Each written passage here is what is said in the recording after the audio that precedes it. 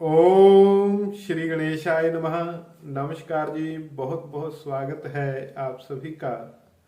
सभी जीवन में सुखी रहें, स्वस्थ रहें, उन्नति करें, किसी को भी दुख तकलीफ और कष्ट न हो, इसी भावना के साथ आज हम चर्चा करेंगे कुंडली में मालव्य योग कैसे बनता है।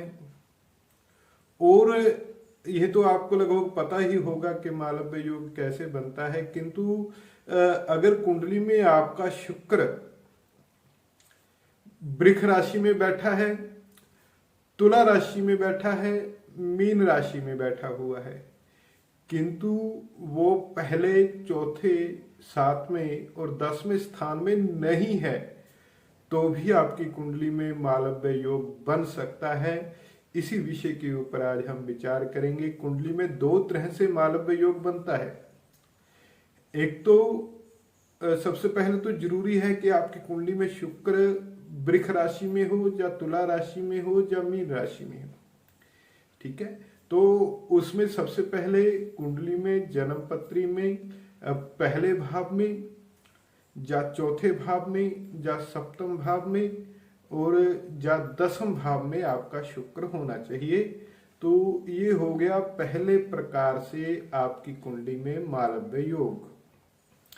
किंतु परेशान होने की जरूरत नहीं है। अगर आपकी कुंडली में वृष राशि में, तुला राशि में या मीन राशि में शुक्र बैठा हुआ है, किंतु कुंडली के पहले भाव में, चौथे भाव में, सप्तम भाव में और 10वें भाव में नहीं है, तब भी मालव्य योग कैसे बनेगा, इसके ऊपर आज मैं चर्चा करूंगा।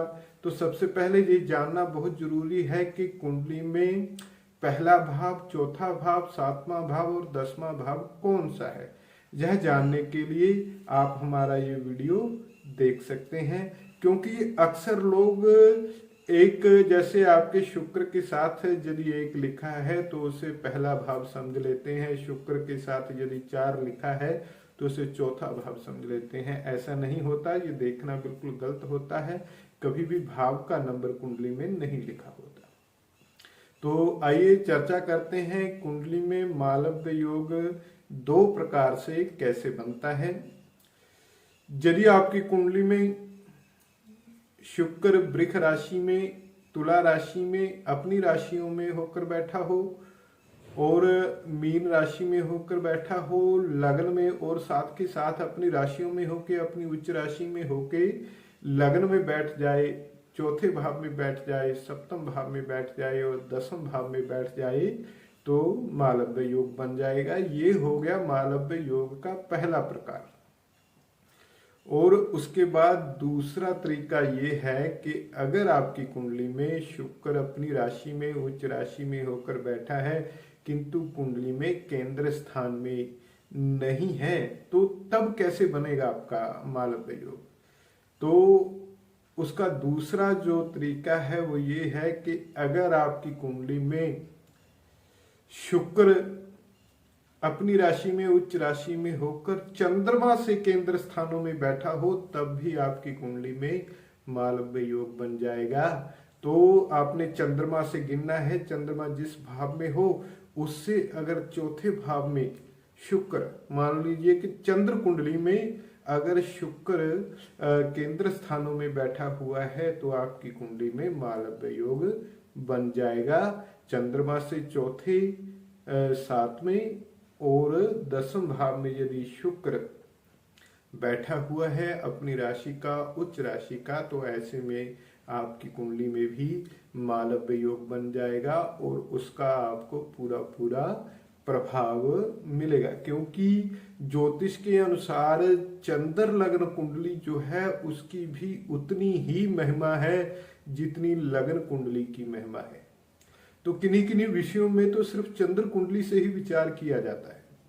तो इस तरह से आप समझ सकते हैं, निराश होने की जरूरत नहीं है कि आपकी कुंडली में मालव्य योग नहीं है। तो इस चंद्रमा से भी देखकर कुंडली में मालव्य योग बन सकता है। यदि चंद्रमा से भी केंद्र स्थानों में आपका शुक्र नहीं है और जन्म कुंडली में भी आपका जो शुक्र है वो केंद्र स्थानों में नहीं है, तो आपका मालव्य योग कुंडली में नहीं बनेगा। तो अगर आपकी कुंडली में भी यह मालव्य योग बन रहा है, चंद्रमा से मालव्य योग बन रहा है, और आपको ये वीडियो देखने के बाद पता चला, तो निश्चय ही आप हमें कमेंट करके जरूर बताएं। और ये वीडियो आपको कैसे लगा इसके ऊपर भी आपने कमेंट जरूर करना है। और साथ में हमारा एक वीडियो और बना है, मालव्य योग भंग कैसे होता है, तो वो भी जरूर देखें। अगर आपकी कुंडली में मालव्य योग है किंतु वो उस योग को भंग करने वाले योग भी यदि आपकी कुंडली में बन रहे हैं, तो मालव्य योग का कोई फल नहीं मिलेगा। तो साथ में हमारा वीडियो जरूर देखें, मालव्य योग भंग कैसे होता है। नमस्कार, जय श्री राम।